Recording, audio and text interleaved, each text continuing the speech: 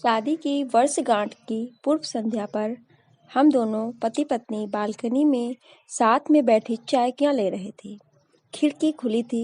झिलमिलाते सितारे ठंडी ठंडी हवा के झोंके बहुत सुकून दे रहे थे। मन आज से 12 साल पूर्व खिड़की के दूसरी ओर सितारों की दुनिया में झांकने लगा। आज संसार की दृष्टि में हम एक आदर्श युगल हैं। प्रेम भी बहुत है अब हम दोनों में, लेकिन कुछ समय पहले, यह कहिए कुछ साल पहले ऐसा नहीं था। उस समय तो ऐसा प्रतीत हो रहा था कि संबंधों पर समय की धूल जम रही है। मुकदमा 2 साल तक चला था। तब आखिर पति पत्नी के तलाक का मुकदमा था। तलाक के केस की वजह बहुत ही मामूली सी बातें थी। इन मामूली सी बातों को बढ़ा चढ़ाकर बड़ी घटना में ननद ने बदल दिया। नीलेश ने आओ देखा ना ताओ जड़ दिए थे 2 थप्पड़ मुझे।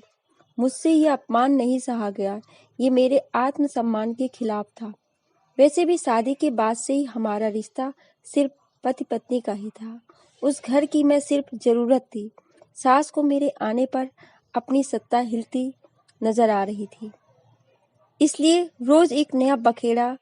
नीलेश को मुझसे ज्यादा अपने परिवार पर विश्वास था और उनका परिवार उनकी माँ तथा एक बहन थी।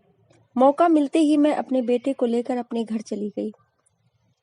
मुझे इस तरह देखकर माता पिता सकते में आ गए। मुझे बहुत समझाने की कोशिश की, पर मैंने तो अलग होने का मन बना लिया था। मेरी जिद के आगे घुटने टेक दिए। दोनों ओर से अदालत में केस दर्ज किए गए। वे चाहते तो मामले को रफा दफा भी किया जा सकता था, पर नीलेश ने इसे अपनी तौहीन समझी। उनके रिश्तेदारों ने मामले को और पेचीदा बना दिया। न सिर्फ पेचीदा बल्कि संगीन। सब रिश्तेदारों ने इसे खानदान की नाक कटना कहा। ये भी कहा कि ऐसी औरत पतिव्रता नहीं होती। इसे घर में रखना अपने शरीर में मियादी बुखार पालने जैसा है। बुरी बातें चक्रवृद्धि ब्याज की तरह बढ़ती हैं। सो उनकी तरफ खूब आरोप उछाले गए। ऐसा लगता था जैसे उस पक्ष के लोग कोई खेल खेल रहे हैं। नीलेश ने मेरे लिए कई असुविधाजनक बातें कही। नीलेश ने मुझ पर चरित्रहीनता का तो हमने दहेज उत्पीड़न का मामला दर्ज कराया है। 6 साल तक शादीशुदा जीवन बिताने और एक बच्चे के माता पिता होने के बाद आज दोनों तलाक के लिए लड़ रहे थे। हम दोनों पति पत्नी के हाथ में तलाक के लिए अर्जी के कागजों की प्रति थी। दोनों चुप थे, दोनों शांत, दोनों निर्विकार। मुकदमा 2 साल तक चला था।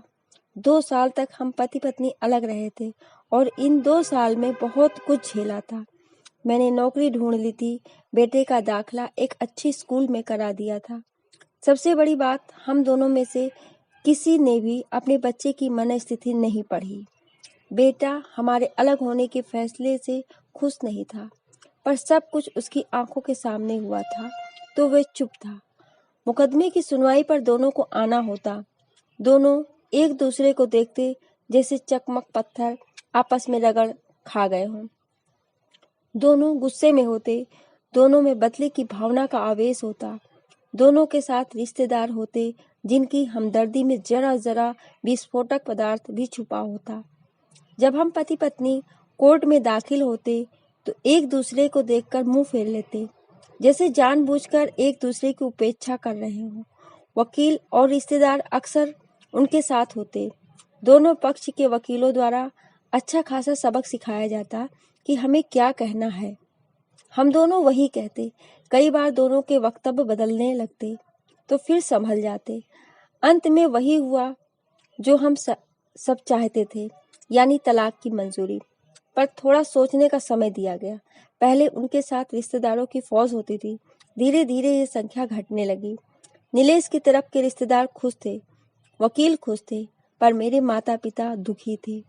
अपनी अपनी फाइलों के साथ मैं चुप थी और नीलेश खामोश। ये महज इत्तेफाक ही था।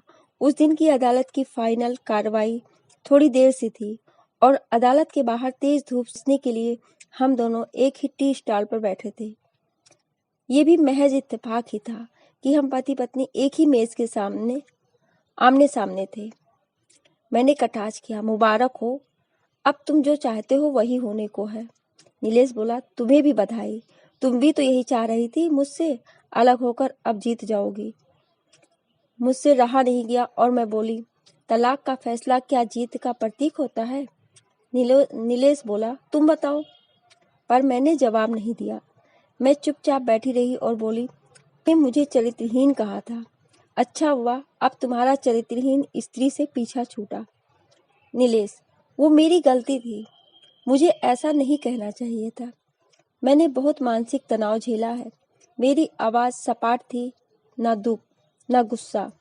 नीलेश ने कहा, जानता हूँ, पुरुष इसी हथियार से स्त्री पर वार करता है जो स्त्री के मन और आत्मा को लहूलुहान कर देता है। तुम बहुत उज्जवल हो, मुझे तुम्हारे बारे में ऐसी गंदी बात नहीं करनी चाहिए थी। मुझे बेहद अफसोस है। मैं चुप रही। नीलेश को एक बार देखा। कुछ पल चुप रहने के बाद उसने गहरी सांस ली। कहा, तुमने भी तो मुझे दहेज का लोभी कहा था। गलत कहा था। नीलेश की ओर देखते हुए बोली। कुछ देर और चुप रही, फिर बोली, मैं कोई और आरोप लगाती, लेकिन मैं नहीं। प्लास्टिक के कप में चाय आ गई। मैंने चाय उठाई। चाय जरा सी छलकी। गर्म चाय मेरे हाथ पर गिरी और हाथ झटका। नीलेश के मुंह से उसी क्षण ऊँ की आवाज निकली। दोनों ने एक दूसरे को देखा। तुम्हारी स्लिप डिस्क वाला दर्द कैसा है? नीलेश का पूछना थोड़ा अजीब लगा, पर जवाब दिया, ऐसा ही है, इलाज चल रहा है और बात खत्म करनी चाहिए। तुम्हारे हार्ट की क्या कंडीशन है? फिर अटैक तो नहीं पड़ा? मैंने पूछा। हार्ट? डॉक्टर ने स्ट्रेन, मेंटल स्ट्रेस कम करने को कहा है, उसने जानकारी दी। एक दूसरे को देखा। देखते रहे एकटक, जैसे आपस के चेहरे पर छपे तनाव को पढ़ रहे हों। दवाई तो लेते रहते हो ना? नीलेश के चेहरे से नजरें हटाई और पूछा। हाँ, लेता रहता हूँ, नीलेश ने कहा। तब आज तुम्हारी सांस क्यों फूल रही है? बीपी की गोली समय से लेते हो? बरबस ही मुंह से हमदर्द लहजे में कहा। आज भूल गया, शायद कुछ इस वजह से, और कुछ कहते कहते रुक गया। कुछ तनाव के कारण, मैंने बात पूरी की। वह कुछ सोचते रहे, फिर बोले, तुम्हें 15 लाख रुपए देने हैं और 20,000 रुपए महीने भी। हाँ फिर? मैंने पूछा। नोएडा में फ्लैट है, तुम्हें तो पता है, मैं उसे तुम्हारे नाम कर देता हूँ। 15 लाख रुपए फिलहाल मेरे पास नहीं है। उसने अपने मन की बात कही। नोएडा वाले फ्लैट की कीमत तो 30 लाख रुपए होगी। मुझे सिर्फ 15 लाख रुपए चाहिए। अपनी बात स्पष्ट की। बेटा बड़ा होगा, 100 खर्च होते हैं, वे बोले। वो तो तुम 20,000 रुपए महीने मुझे देते रहोगे, मैं बोली। हाँ, जरूर दूंगा। 15 लाख अगर तुम्हारे पास नहीं है तो मुझे मत देना, उससे कहा। मेरी आवाज में पुराने संबंधों की गर्द थी। वे मेरा चेहरा देखते रहे। नीलेश को देख रही थी और सोच रही थी, कितना सरल स्वभाव है इनका, जो कभी मेरे थे, कितने अच्छे हैं। मैं ही शायद कहीं समझने में। शायद नीलेश भी यही सोच रहा था, दूसरों की बीमारी की कौन परवाह करता है। ये करती थी परवाह, कभी जाहिर भी नहीं होने देती। कितनी संवेदना थी इसमें। मैं अपनी क्रोध के नशे में रहा। काश जो मैं इसके जज्बे को समझ पाता। हम दोनों चुप थे, बेहद चुप, दुनिया भर की आवाजों से मुक्त होकर खामोश। दोनों भीगी आंखों से एक दूसरे को देखते रहे। मुझे एक बात करनी है, उसकी आवाज में झिझक थी। कहो, मैंने सजल आंखों से उसे देखा। डरता हूँ, नीलेश ने कहा। डरो मत, हो सकता है तुम्हारी बात मेरे मन की बात हो। तुम बहुत याद आती रही, वह बोले। तुम भी, मैं एकदम बोली। मैं तुम्हें अब भी प्रेम करता हूँ। मैं भी, तुरंत मैंने भी कहा। दोनों की आंखें कुछ ज्यादा ही सजल हो गई थी। दोनों की आवाज जज्बाती और चेहरे मासूम। क्या हम दोनों जीवन का नया मोड़ नहीं दे सकते हैं? नीलेश ने पूछा। कौन सा मोड़? पूछ ही बैठी। मुझे माफ कर दो, मैं गलत था। सच कह रही थी तुम। मैंने कभी भी तुम्हारी इच्छाओं को नहीं समझा। मैं तुम्हारा गुनहगार हूँ। तुम्हारी इच्छाओं का गला घोटा है मैंने। उनके इस भोलेपन ने मुझे एक पल में पिघला दिया।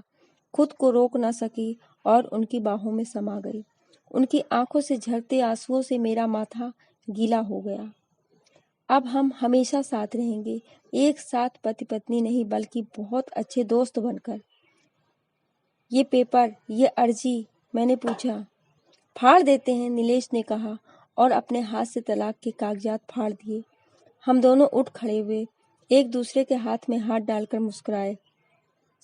दोनों पक्षों के वकील हैरान परेशान थे। दोनों पति पत्नी हाथ में हाथ डाले घर की तरफ चले गए। सबसे पहले हम दोनों मेरे घर आए, माता पिता से आशीर्वाद लिए। आज उनके चेहरे पर एक संतुष्टि की रेखा थी।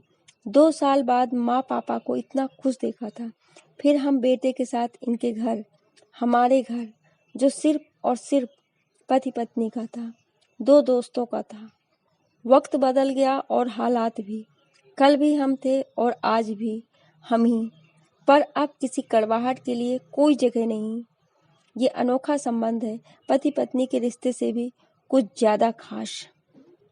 होप है कि ये कहानी आपको अच्छी लगी होगी। कहानी अच्छी लगी हो तो लाइक, शेयर एंड सब्सक्राइब करें और इस कहानी में आपकी क्या राय है हमें कमेंट करके ज़रूर बताएं। Thank you.